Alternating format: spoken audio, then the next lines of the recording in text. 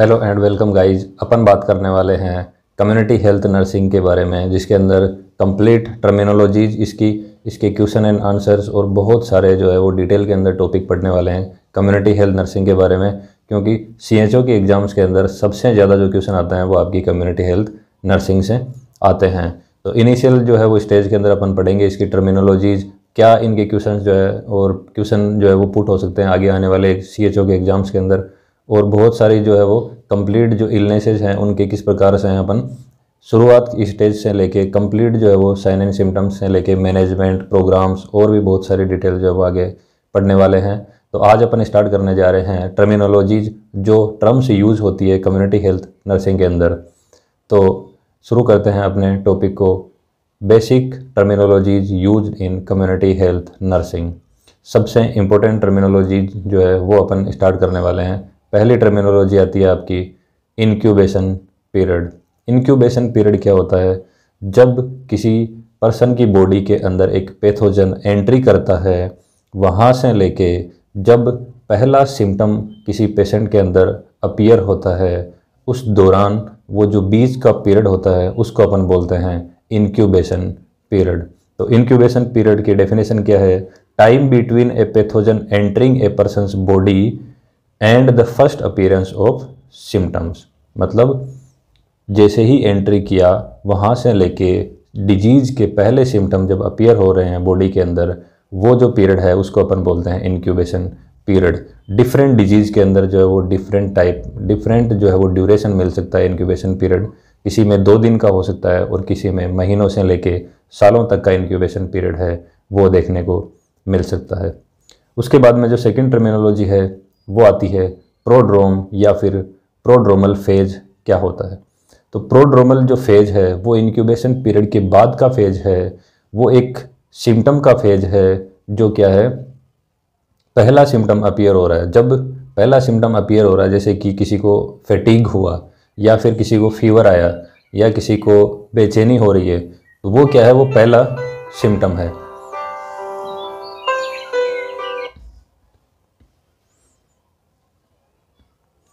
तो किसी को फीवर आ रहा है या फिर किसी को बेचैनी हो रही है या फिर किसी को थकान महसूस हो रही है, फैटीग हो रही है, तो वो जो पहला सिम्टम अपीयर हो रहा है बॉडी के अंदर उसको अपन बोल रहे हैं प्रोड्रोम, और उस फेज को अपन बोलते हैं प्रोड्रोमल फेज। तो इसकी डेफिनेशन क्या है?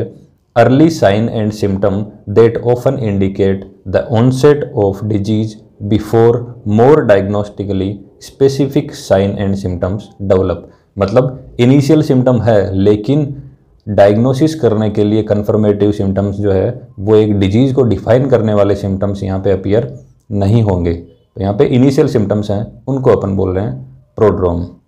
उसके बाद में एक अगली स्टेज आती है, थर्ड स्टेज किसी भी डिजीज़ के अंदर, उसको अपन बोलते हैं फास्टिजियम। फास्टिजियम क्या टर्म है? फास्टिजियम टर्म है the period at which symptoms of disease are most pronounced. मतलब किसी डिजीज़ के सिम्टम्स जो है वो अपने उच्चतम लेवल पे होते हैं, सबसे ज़्यादा जो साइन एंड सिम्टम्स हैं वो अपीयर होते हैं। जैसे हाई ग्रेड फीवर हो सकता है किसी के अंदर, बहुत ज़्यादा जो है वो फैटीग किसी के अंदर हो सकती है, और जो भी डिजीज़ के जो है वो बहुत सारे क्लिनिकल फीचर्स है वो आप इस स्थिति के अंदर, इस फेज़ के अंदर देख सकते हैं। तो इसको अपन बोल रहे हैं क्या है? फास्टिजियम, जिसके अंदर फुल स्टेज पूरी तरह जो है वो आपको डिफाइंड सिम्टम्स है यहाँ पे किसी डिजीज़ के अंदर देखने को मिल जाएंगे। ये तीसरा जो है वो फेज आता है जिसको अपन बोलते हैं फास्टिजियम। अगली टर्म की ओर बढ़ते हैं, वो है डेफरवेसेंस। ये आता है चौथा फेज, जब किसी डिजीज़ ने अपने फास्टिजियम स्टेज जो है वो कंप्लीट कर ली है, अपना उच्चतम लेवल जो है वो कंप्लीट कर लिया है। तो इसको अपन क्या बोल रहे हैं? Abatement of a fever as indicated by reduction in body temperature. यहाँ पे क्या होगा?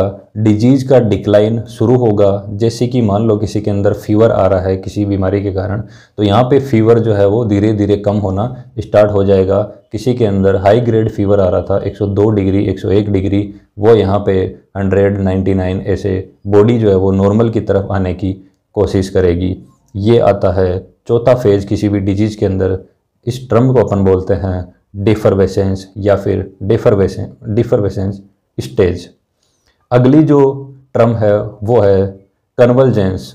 कन्वलसेंस क्या स्टेज है, इसके अंदर क्या हो रहा है, सिम्टम्स रिजोल्व होते हैं और a person can return to their normal function. मतलब अब जो है वो सिम्टम्स पूरी तरह रिजोल्व होने लगते हैं, फीवर नॉर्मल होता है, उसके अलावा थकान है वो पेशेंट की कम हो जाएगी, और जो भी सिम्टम्स थे वो अब धीरे धीरे सबसाइड होना स्टार्ट हो चुके हैं और ऑलमोस्ट जो है वो इसकी लास्ट स्टेज के अंदर कंप्लीट हो चुके होते हैं। और यहाँ पे जो है वो पर्सन अब नॉर्मल फंक्शन के लिए जो है वो फिट होने की तरफ जाएगा। इसको अपन बोलते हैं कन्वलसेंस स्टेज। ये 5वीं स्टेज आती है किसी डिजीज़ के अंदर। इसके अलावा भी एक स्टेज आती है जिसको अपन बोलते हैं डिफेक्शन। उसमें पूरी तरह जो है वो पेशेंट वापस नॉर्मल हो चुका होता है, अपना वापस नॉर्मल फंक्शन करने के लिए जो है वो एबल हो पाता है। तो ये अपन ने टर्म्स पढ़ी किसी डिजीज़ के अंदर किस प्रकार से एक डिजीज़ चलती है, इंक्यूबेशन पीरियड से लेके लास्ट डिफेक्शन तक किस प्रकार से अलग अलग स्टेज से एक पेशेंट जो है वो गुजरता है, और इन टर्म्स की क्या डेफिनेशन होती है। अगली जो टर्म आती है कम्युनिटी हेल्थ नर्सिंग के अंदर वो आती है प्रिवेंशन। कम्युनिटी हेल्थ नर्सिंग सबसे ज़्यादा जो फोकस करती है वो करती है प्रिवेंशन ऑफ डिजीज। मतलब किसी बीमारी का सबसे जो है वो मेन जो कोज है या फिर कोजेटिव ऑर्गेनिज्म है उसको ही हटा दिया जाए, कोजेज को ही हटा दिया जाए और पहले से ही प्रिवेंट करने की कोशिश किया जाए। यही कम्युनिटी हेल्थ नर्सिंग का सबसे बड़ा एम होता है। तो प्रिवेंशन क्या चीज़ है, प्रिवेंशन जो है वो होता है एक्शंस टू रिड्यूस और एलिमिनेट एक्सपोजर। मतलब ऐसे एक्शन करना जो क्या कर रहे हैं, किसी भी एक्सपोजर क्या है यहाँ पे, उस डिजीज़ कोजिंग जो ऑर्गेनिज्म है या डिजीज़ कोज करने वाला जो भी आपका कोज है या फिर जो इटियोलॉजिकल फैक्टर है उसको हटाने की कोशिश करना। दैट इंक्रीज द चांसेज, वो क्या कर रहा है, वो चांस बढ़ा रहा है किसका, एक इंडिविजुअल या ग्रुप के अंदर किसी भी इलनेस होने के लिए, या फिर किसी को डिसेबल बना सकता है, या फिर किसी के अंदर प्री मेच्योर डेथ कोज कर सकता है। ये जो सारे कोजेटिव जो फैक्टर्स हैं, इटियोलॉजिकल फैक्टर्स हैं, उनको हटाने की कोशिश करना क्या होता है, प्रिवेंशन होता है। तो प्रिवेंशन क्या है, एक्शंस टू रिड्यूस और eliminate exposure to risk that might increase the chances that an individual और group will incur disease, disability और प्रीमेच्योर डेथ। तो रिस्क से प्रिवेंशन करना यहाँ पे क्या है, मेन एम होता है। तो प्रिवेंशन के अंदर अलग अलग टाइप के प्रिवेंशन आते हैं। पहली जो डेफिनेशन है वो है प्राइमोर्डियल प्रिवेंशन। ये एक नया कॉन्सेप्ट है। प्राइमोर्डियल प्रिवेंशन क्या होता है, प्राइमोर्डियल प्रिवेंशन होता है लाइफ स्टाइल मॉडिफिकेशन करना, अपनी लाइफ स्टाइल है उसका इम्प्रूवमेंट करना, ज़्यादा से ऐसी लाइफ जीना जिसके अंदर क्या हो, ये जो फैक्टर्स हैं वो कम से कम हो, स्मोकिंग और ऐसी चीज़ें कम से कम हो जिसके कारण क्या हो, आगे जाके एक क्रोनिक इलनेस जो है वो किसी पेशेंट के अंदर डेवलप नहीं हो। तो प्राइमोर्डियल प्रिवेंशन क्या कहता है, a new concept of prevention that avoid harmful life style and special attention on prevention of chronic disease. तो हार्मफुल लाइफ स्टाइल को अपनाने से प्रिवेंट करना, उसके साथ साथ में क्रोनिक डिजीज जैसे कि हाइपरटेंशन है वो लाइफ स्टाइल से जो है वो लाइफ स्टाइल अगर आप अच्छी करेंगे तो हाइपरटेंशन आगे जाके नहीं होगा। डायबिटीज मेलाइटिस है, ये जो है वो लाइफ स्टाइल मॉडिफिकेशन से इनको प्रिवेंशन किया जा सकता है। और यही जो है वो आपका प्राइमोर्डियल प्रिवेंशन है कम्युनिटी हेल्थ नर्सिंग का, वो फोकस करता है। उसके बाद में जो है वो नेक्स्ट टर्म आती है प्राइमरी प्रिवेंशन। प्राइमरी प्रिवेंशन क्या है, action taken prior to onset of disease. मतलब किसी डिजीज का ऑनसेट होने से पहले जो एक्शन लिया जाता है, जैसे कि न्यूट्रिशनल इंटरवेंशन, अच्छी डाइट लेना, हेल्थ एजुकेशन लोगों को प्रोवाइड करना, या फिर वैक्सीनेशन और इम्यूनाइजेशन करवाना, ये सारी जो चीज़ें हैं वो आपकी प्राइमरी प्रिवेंशन के अंदर आती है। तो किसी डिजीज़ के ऑनसेट से पहले एक्शन लेना, that is called primary prevention. इसमें इन्वायरमेंट का मॉडिफिकेशन हो सकता है, न्यूट्रिशनल इंटरवेंशन हो सकते हैं, इम्यूनाइजेशन, वैक्सीनेशन, ये सारी चीज़ें जो है वो कवर हो सकती है। उसके बाद में जो नेक्स्ट टर्म आती है वो आती है सेकेंडरी प्रिवेंशन। सेकेंडरी प्रिवेंशन के अंदर क्या होगा, early diagnosis and treatment of any disease. जो भी किसी पर्सन के अंदर अगर कोई इलनेस हुई है कम्युनिटी के अंदर, तो उसका as soon as possible screening के द्वारा जल्दी से जल्दी डायग्नोसिस किया जा सके और उसका मैनेजमेंट किया जा सके, उसको जो भी कम्युनिटी के अंदर इलनेस है उसके स्प्रेड को रोका जा सके। ये सारे जो मेजर्स हैं वो आते हैं आपके सेकेंडरी प्रिवेंशन के अंदर। तो यहाँ पे क्या कर रहे हैं अपन, early diagnosis and management to prevent the disease progress and complications, किसी डिजीज के कॉम्प्लिकेशंस को कम किया जा सके, वो जो एडवांस स्टेज है किसी डिजीज की उसमें जाने से पेशेंट को बचाया जा सके, इसको अपन बोलते हैं सेकेंडरी प्रिवेंशन। तो अगला और चौथा जो प्रिवेंशन आता है वो आता है आपका टर्सरी प्रिवेंशन।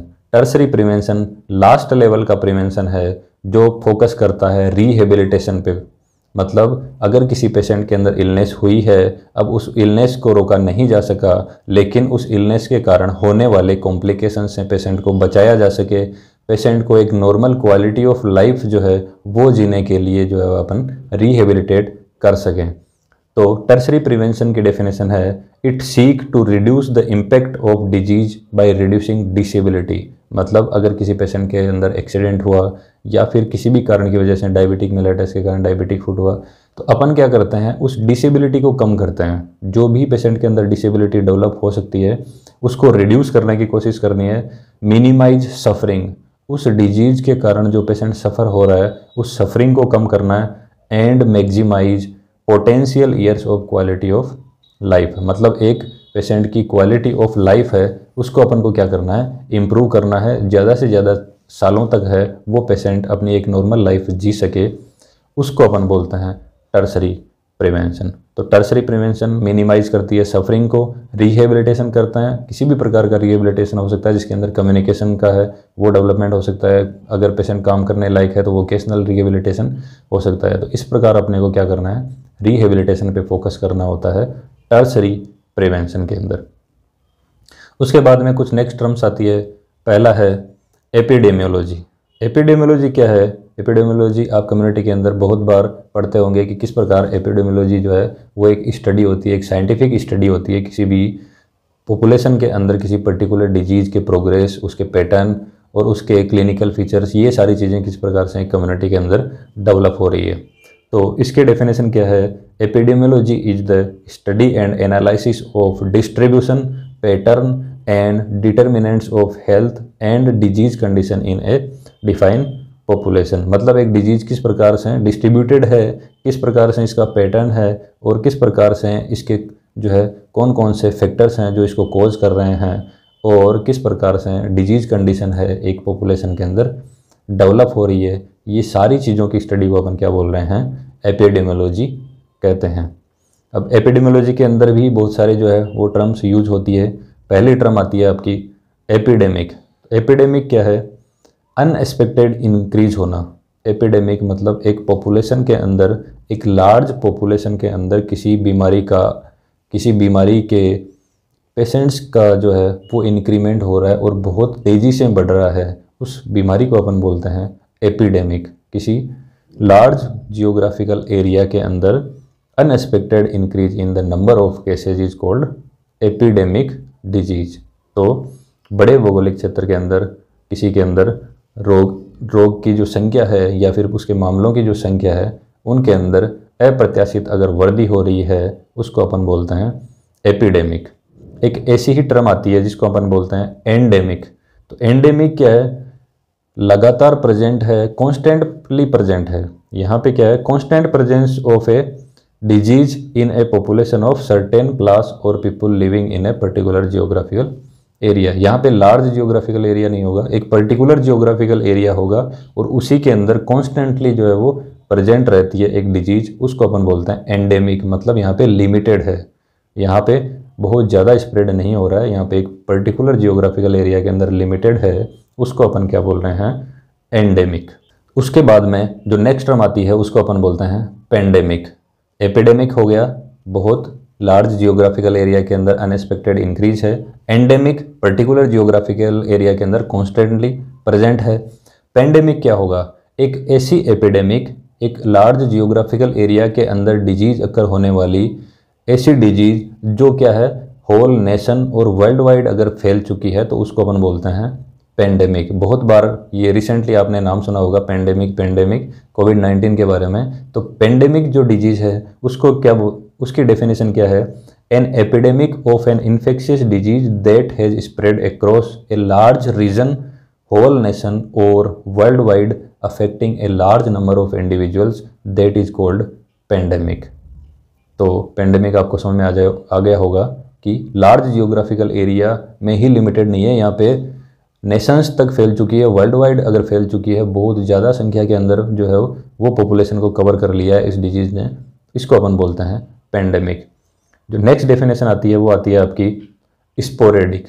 स्पोरेडिक क्या होगा, यहाँ पे स्केटर्ड होगा, मतलब जो कुछ जगह पे है वो डिजीज होगी, फिर नहीं होगी, फिर कुछ जगह पे होगी, इस जो है वो कंडीशन को अपन बोलते हैं sporadic presence of a disease. तो यहाँ पे क्या है, a disease which occurs only infrequently, यहाँ पे क्या होगा, फ्रीक्वेंटली और लगातार जो है वो डिजीज नहीं हो रही है, इनफ्रीक्वेंटली अकर हो रही है, हेफेजार्डली हो रही है, इरेगुलरली हो रही है और ओकेजनली हो रही है। मतलब किसी छोटे छोटे एरिया के अंदर जो है वो अलग अलग टाइम पे एक डिजीज का अक्रेंस है, उसको अपन बोलते हैं स्पोरेडिक इलनेस या फिर स्पोरेडिक डिजीज। ये कुछ आइसोलेटेड प्लेसेस जो होते हैं वहाँ पे समय समय पे इनफ्रीक्वेंटली जो है वो कभी कभी होती है, इसको अपन बोलते हैं स्पोरेडिक इलनेस।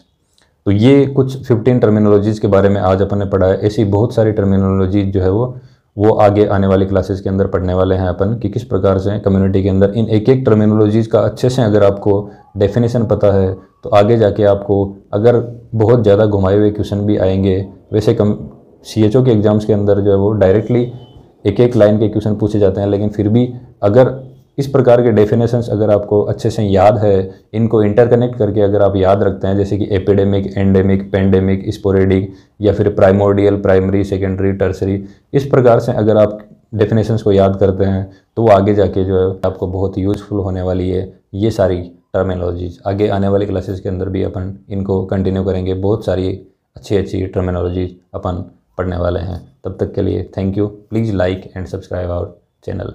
Thank you.